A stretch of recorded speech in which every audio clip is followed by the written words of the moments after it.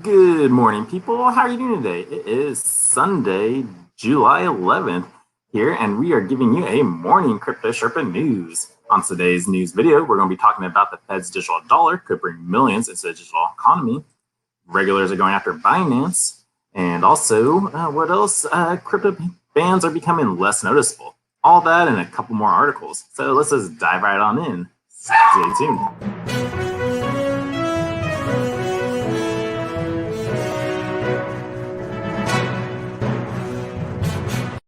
Hey!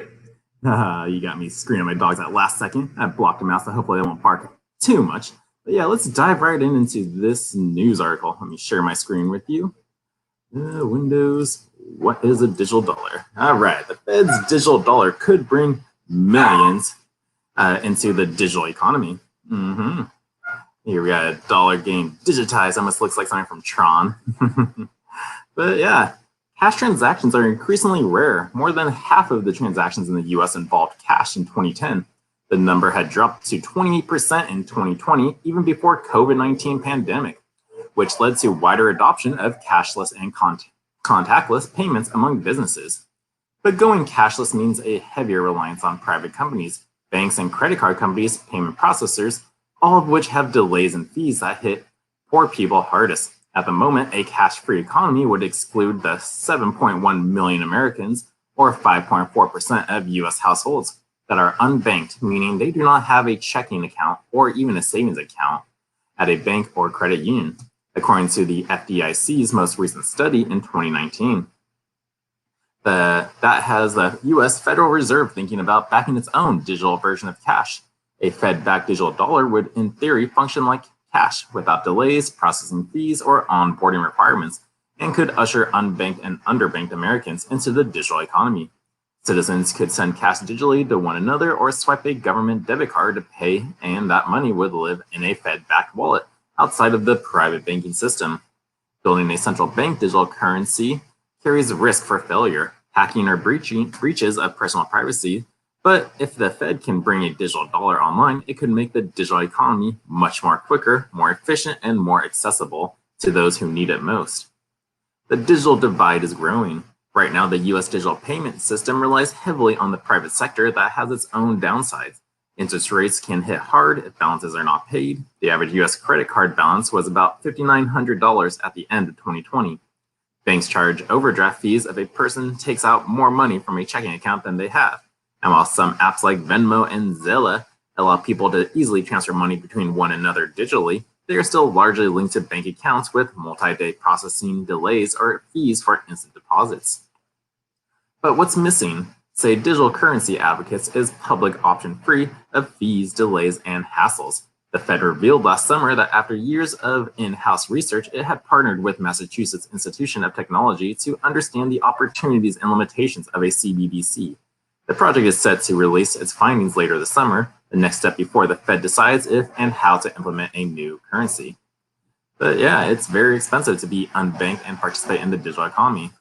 Neha Nahula, who is leading Project Hamilton, the name of the Fed-MIT collaboration, told lawmakers on June 9th that a digital dollar offered a ground-up redesign of our payment system in the US. Skeptics like Republican Senator Pat Toomey pushed back on the idea that a CBDC is necessary, arguing a centralized bank digital currency would turn to the Fed into a retail bank and claiming that private sectors does not do the job well. But yeah, on and on that. But if this does come out and the Fed does come out with a Fed coin, if you're with a bank, take this as a grain of salt or grain of sand, for knowledge-wise. But if the Fed comes out with this, then the government has no need for banks anymore. Banks are just a middleman, has transactions, delays, and fees, like they were saying in the article, but they don't need them anymore. So the banks have to move on to something else or just dig a hole and die. But take this as you will, people. This is coming. We're already seeing banks shutting down with Wells Fargo the other day. They closed all lines of personal credit, so now you can't take out a loan. We haven't seen that since 2005. And so times are going to keep coming. Times are going to repeat themselves right now. For those who think a crash ain't coming, maybe think again, try to do a little bit more research. But that is our bank news today. Just be prepared, people. Start doing some research out there. See how you can not just save money, but protect yourself. Maybe grow your own farm. Stock up on a few cans of food. Like if the market does go where I think it's going to go, you're still going to eat your food anyway. You're going to eat your food and use it for the price it does now before inflation hits. But say it doesn't go down, there's no crash, you're still going to eat that food. So just prepare yourself. That's all you can do. You can't predict the future, see what's coming, but you can prepare for it. So that is that. Well, let's move on. Next up, $350,000 stolen from 93,000 victims of a fake crypto mining Android app. The San Francisco-based firm Lookout detected 172 fake Android apps which offered crypto mining services, but instead stole money from innocent users. Ooh, hold on. I just looked at my screen and I'm noticing you guys don't have a full screen on you. Boom, there we go. That's much better. But let's see, the cybersecurity firm Lookout detected numerous crypto mining scams employing hundreds of fake Android applications. The fraudulent scheme affected at least 93,000 people and stole more than $350,000 from them. Stealing money instead of mining of crypto. According to a recent report, the security company Lookout discovered 172 bogus Android applications meant to be used for digital asset mining. Instead, the apps turned out to be a scam. At least 93,000 victims and embezzled some of $350,000. The applications were categorized into two distinct Android app divisions, BitScam and CloudScam. The bad actors allegedly designed them to target people interested in cryptocurrencies. At their core, BitScam and CloudScam advertised crypto mining operations for a fee to the clients. However, the app did not provide the aforementioned services and pocketed the victims' money. What's more, those applications displayed fake minimum account balances to delude the users, Lunes Gasparis, Lookout mobile app security research noted. These apps were able to fly under the radar because they don't actually do anything malicious. They're simply shells set up to attract users caught up in the cryptocurrency craze and collect money for services that don't exist.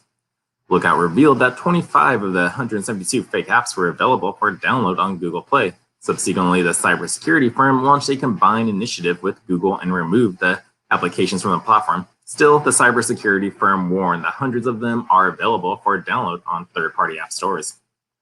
The BTC scam stole the life savings of a British woman. So this is another article. The Crypto Potato recently reported about the case of Teresa Jackson, a retired teacher from Portland and Somerset. The 63-year-old got impressed by the Bitcoin investment plan, advertised on Instagram, and started contemplating whether to play some of the funds. Shortly after entering the mysterious project, she was contacted by an individual who claims to be a financial advisor with substantial knowledge about Bitcoin. The anonymous man supposedly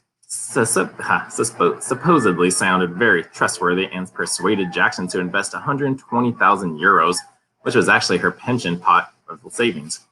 Okay, I went over this article a couple of weeks ago. I remember when this happened. Yeah, like do not trust people. Like what happened is like they told her put your money here and don't trust a third party with cryptocurrencies. Like you're in full control of your money.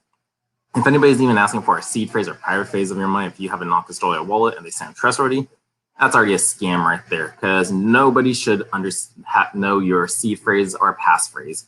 That is one of my rules in there of how you got to keep it completely safe. Just you have it written down, you have it in your safe, and you forget about it. You only take it out if you need it. When you need it is when your wallet or computer breaks down and you need to restore it to a new hardware wallet. That is it. That's the only reason you should use your seed phrase. Other than that, it should be on a piece of paper, not a digital photo, a piece of paper, because you cannot hack a handwritten note. And that is it. So I am sorry for these people who like fell for these scams. And with this one, just you're into it, you want to start mining crypto, but an actual mining rig is too expensive. But this download app might be a lot cheaper. Don't fall for these scams, people. There's only very few ways to mine cryptocurrencies, and you need the right equipment to do so. So do your research. Don't fall for these simple, get rich quick schemes and whatnot. Like this isn't a get rich this game we're playing is not a get rich quick scheme. This is a new worldly monetary asset that we're going to be using in the world. And this is like a 5-10 year investment. This ain't an over a year thing with a crap coin like Dogecoin or Shiba Inu. This is something we believe that governments and countries are going to be adopting, and they already have. El Salvador is true of that. We have a bunch of other countries on the way too. And governments are just trying to find ways to fight Bitcoin, but they really cannot. So it's either going to accept it or try to find something that's in competition. But people, do your research. Like, I don't want you to see you guys lose your money. Just take the precautions needed there. I know there's so many rules out there, but they're not all together. You go on the internet, YouTube, no one has them like strictly together. But hey, if you guys want to try to learn it, I put a list of rules together. It's on my Patreon account. You can scan that QR code up there, or links down below. But I put rules there because I took the time. I studied all the articles, all the news out there, aside from Rich Dad Poor Dad, The Modern Investor, Ivan on Tech, Bitcoin Ben, Economic Ninja. All those guys are really good to listen to. They just give you the facts and some safety precautions you should need, and just like what's going on in the world. Like, they're not lying to you. They're pouring the facts. They're not trying to sell you anything. They're just giving you some knowledge that you are looking for. But yeah, that is that, people. So please, please, please be safe. I don't want you guys to lose any money, and neither do I. But you got to learn from people's mistakes. So there's a lot of mistakes out there on the internet where you see people lost their money this way, they trusted someone and failed, but like, you got to learn from people's mistakes, and that's how you can grow. And let's move on. Regulators are going after Binance. Is this a real threat for the crypto industry or just FUD? Watchdogs have issued warnings against Binance in the past few weeks. Is the cryptocurrency market facing a threat as Binance's leading exchange, or is it just trending FUD? If you don't know what FUD is, it stands for fear, uncertainty, and doubt. We've reached out to Binance. Binance, the world's largest cryptocurrency exchange by trading volume for recent years, has faced lots of scrutiny from various watchdogs lately. Keeping in mind that it's one of the most important companies in the crypto industry as of today, it's worth exploring what could be the impact of the threat for the entire industry, or whether it's just temporary FUD. The growing list of regulators after Binance, founded in 2017, following a successful $15 million ICO, Binance Exchange quickly rose to fame, attracting a mass market share in terms of spot and later derivatives trading volume with impressive growth came through the attention of global regulators, and some of which have issued warnings of taking actions against the exchange. So right here in this article, the $15 million ICO, Binance has had an ICO. I don't trust ICOs. I only invest in decentralized tokens and products. Because if there is an ICO, they're in full control. So they are the third party man. If they can choose who gets rich and who doesn't. So take that knowledge as you will, people. That's why I don't trust ICOs, IPOs, or IEOs.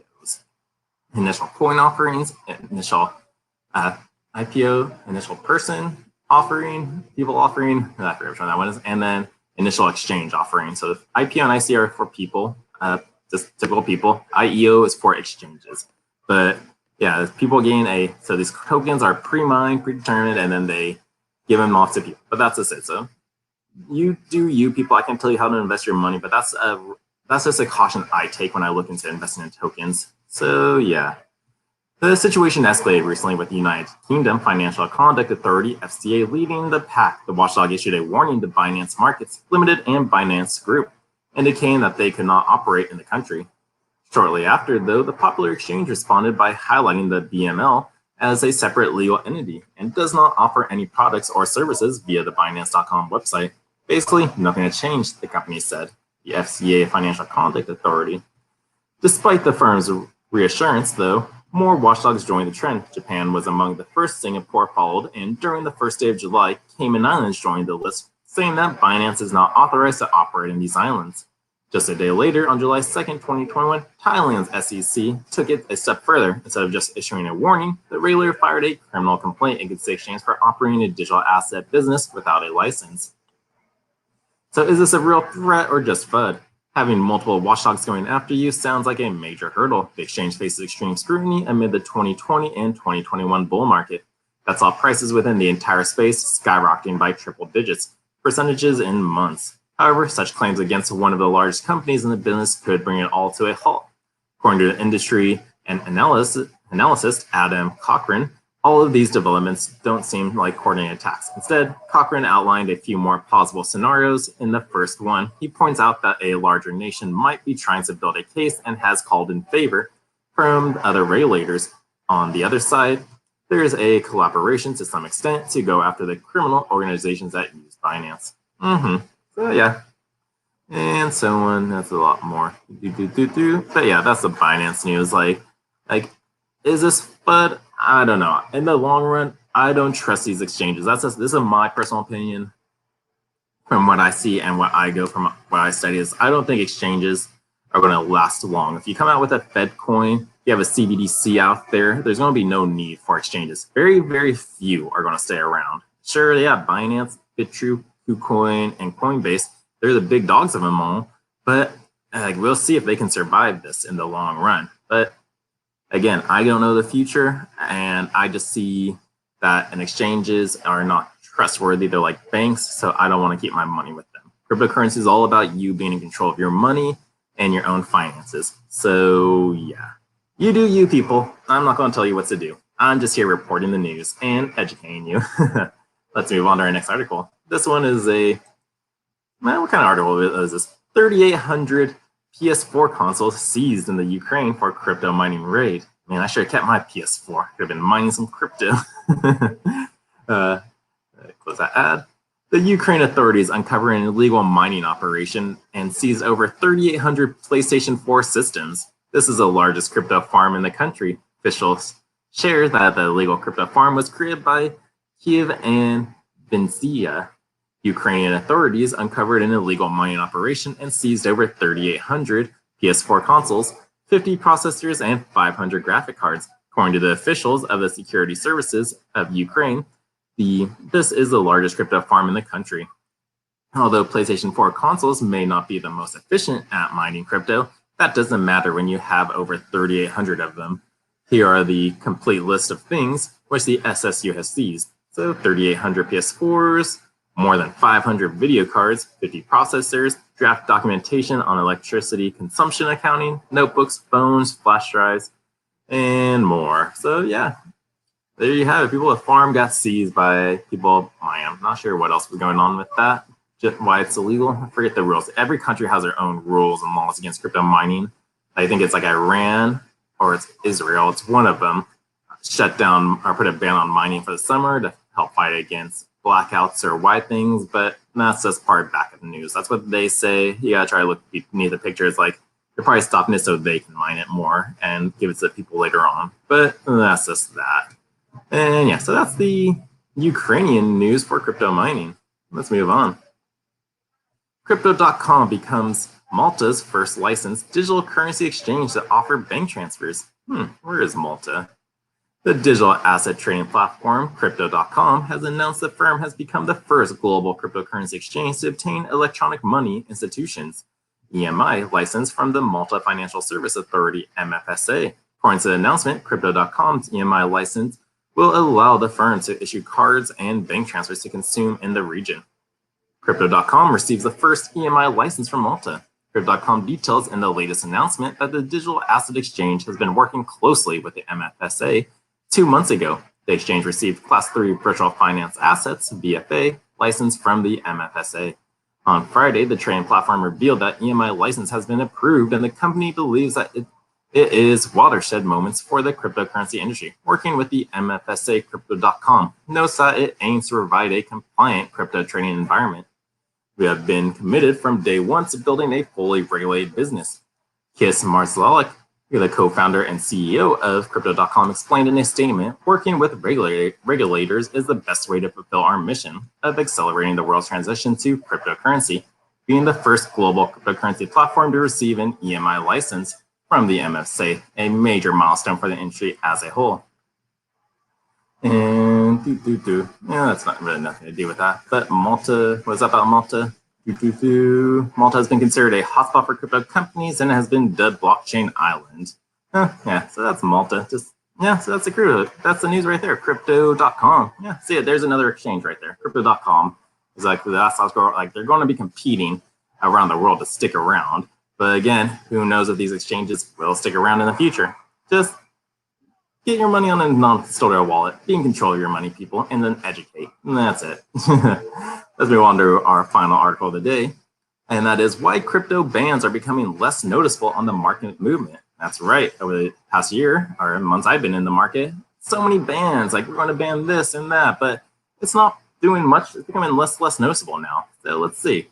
The death of cryptocurrencies has long been procrastinated, and it's proving even harder to bring down this drive. As expected, every new invention, despite receiving a warm reception by those it seeks to deliver, faces opposition from the forces that that be as they fight to retain control and maintain the status quo. Bitcoin has been banned many times in geographics, and yet today adoption is outpacing internet adoption. Succinctly put, cryptocurrencies are a force to reckon with, and any ban has only served in strengthening their popularity and use around the world. This has prompted governments to reconsider their previous positions on the utility, as some decided to adopt and regulate them as opposed to blindly opposing their use. Owning the continued strength and adoption of Bitcoin despite being banned in some major countries such as China, some lessons can be learned as to why these bans keep falling. And here's one: you cannot ban the blockchain because it's code. That's right, it's code. It's not run by a person. This is literally programmable code. So unlike music or other physical files, which can be destroyed physically and production or use restrictions, cryptocurrencies are built on a blockchain, which is a set of codes. Code cannot be banned since it resides in this technology that allows people to exchange cryptocurrency directly on a peer-to-peer level. In actual fact, if governments were to totally ban the use of crypto, they would have to handpick every individual in the country and confiscate their smart gadget, which is illogically and impossible. That's why I say people get a non-custodial wallet. This is what they cannot touch. If you're keeping your money on exchange, exchanges are in business with the government and the banks, so they can confiscate your money on them. But if you have a non-custodial wallet, a little device that looks like a USB drive, but they're programmed differently, they can't do that, because with those, all you have to do is set it up. You get a seed phrase or passphrase, and you write that down. That is it. Nothing more. There's no email, there's no name, there's no phone number, nothing linking you to that wallet itself. So good luck, government, trying to find that. But also, crypto is more than just about money. It's fostering other technological innovations. Apart from fears of financial property or improprieties expressed by anti-crypto quarters and governments, crypto has proved to be solving problems beyond finance. For example, through Bitcoin mining, the use of renewable clean energy is set to expand, leaving behind the use of fossil fuels, which cause environmental destruction and global warming. And also, more than just money, Theta, the Theta network, the Theta team, they're fixing the broadband internet issue. Our internet was not meant for movies, music, TV, streaming, and all that, especially Bitcoin. All it was created for was emails, and that's about it. So we put a lot of strain on our internet by adding all this stuff to it, but the Theta network, which runs on the blockchain, can fix that issue and save a lot of broadband issues with companies. So do your research, people. Like, there is more than just currencies with this technology. And also now, it's solving real financial problems where other systems have failed. Cryptocurrencies are offering solutions to financial problems that traditional finance systems were unable to reluctantly solve. In particular, transactions using crypto is far cheaper and faster than traditional banks methods. People are thus able to exchange their pay for exact value. Crypto without partnering, without exorbitance, cuts to the middleman. Crypto has also increased privacy in financial transactions as it expels third parties from spying on sensitive data. Crypto increases in value as more people keep adopting it. Hence, one will have to grasp of their own wealth and control it personally. That's right, cryptocurrency gets rid of the middleman. There's no more fees for moving stuff around, making purchases, and not following your data. It's all you. You're in control. So it is really solving that issue. And also, the world is changing, and so is crypto. The world is changing, and people have realized that the financial system needs improvements too. People need a more decentralized, permissionless system that gives them more control over their financial decisions and wealth. That freedom has been proved possible through crypto. So true. We have our own freedom now, and it is amazing. I love it. People, educate yourself. You can be as ecstatic as I am about this because it's amazing technology. That's a once-in-a-lifetime opportunity. So don't miss out on this boat. And also, no real reason / fears to warrant a ban. While some anti-crypto segments and governments are calling for the ban on crypto, none of them seems to be given cognate reason for the same. They keep blaming crypto for the same problems that traditional financial systems and governments have failed to remedy, even before trying it. Financial fraud, inflation, energy problems, and liquidation of financial institutions that have sunk people's money are some of the problems that governments have been unable to solve, and it only gets worse by the day. As a native blame, it's naive to blame crypto for these problems, which in fact it is with great success helping solve those problems. Now, the final thoughts: banning crypto is ill-advised. Instead, governments should seek to consider a crypto economy as the early beginning of a new open financial system. Just like the Philippines, The goal should be to adopt and regulate. Trade-offs in any system are inevitable. Thus, the focus should be on debunking the myths and narratives around cryptocurrencies and clarifying them with facts. Very true. Just the facts. Give us the facts. That's all we want. And come with your conclusion. But yeah, crypto, you can't ban it. It's just code. It's technology. Good luck, government and worlds out there. But And finally, we're going to go over the coin market cap. Bitcoin's at 33,961. It's been bouncing between 32 and 35,000. I don't see it going any lower. It could. It honestly could. It can even honestly go down to zero. Always keep that in the back of your mind, people. Nothing is guaranteed in life, so expect that. Just expect that in the back of your mind that it could go down. But going from history and knowledge, we're just bouncing here from each crashing point. Like last year, or the last time we had like the dip, it went back down to 3,000. Before that, it was like 300, and before that was 50. Like this is a cycle of events that are happening. And right now, the dip we're at right now with Bitcoin is at 33. So most likely expect another 10x from here, because that's what the facts and statistics have shown us. Ethereum's at 2,100. Binance is at 324. Dogecoin 21 cents. Why are you up 0.49%? You're a useless coin. Uniswap's at 20 cents. Litecoin's at 135. Chainlink's at 18. Theta 594. The DAI is at $1. Filecoin and Tron. And so that's that. For those of you who want to pay attention to the Crypto Fear Greed Index, we are still at a 20. We've been at extreme fear for some time, and I love it because these are the times you want to just keep stocking up. For if you don't know what the Crypto Fear Greed Index is, it's a measure of fear and greed in the community of cryptocurrencies, people. But extreme fear can be a sign that investors are too worried. That could be a great buying opportunity because they're most likely going to be selling and fearful that it's going to keep going down. But when investors are getting too greedy, that means the market is due for a correction. So once everyone has their own crypto and they're ready to send, you want to be paying attention to this greedy market. But yeah, so that is the cryptocurrency news for the day. I hope you guys are having a wonderful day. I hope you guys are staying cool, calm, and relaxed. And you can see I'm still in my tank top. I need to go take a shower or whatnot, but it is hot. I might want to go kayaking today. Later, after my daddy's birthday. Yep, it's my dad's birthday, so we're going to go have lunch with the family. I'm going to enjoy that. I hope you guys spend some great quality time with your family. Enjoy every minute with them, because every day is not guaranteed in life. So just appreciate every day in life. But again, guys, thank you so much for watching. Again, if you want to learn more about the cryptocurrency world, boom, if you're watching on a computer or TV, scan that QR code with your phone and it'll take you straight to my Patreon account. I got how-to videos on how to get into the world. I'll be personally purchasing another Treasure wallet soon, so I can do a setup video on how to. So again, yeah, thank you guys so much for watching. I hope you have a great day, morning, afternoon, whenever you may be watching this, and you just stay safe out there, people. Again, I will see you tomorrow with more cryptocurrency news. So the Crypto Sherpa is out.